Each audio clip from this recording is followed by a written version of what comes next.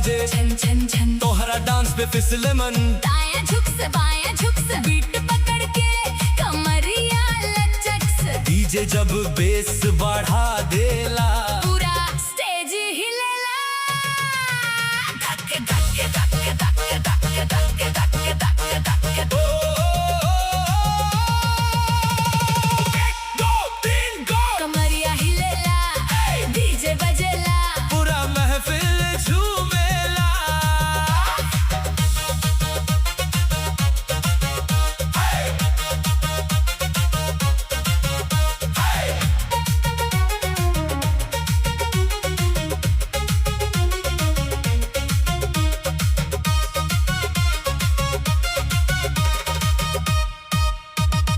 पायलिया बोले छन छन छन, नाचे लागल पूरा जन जन जन।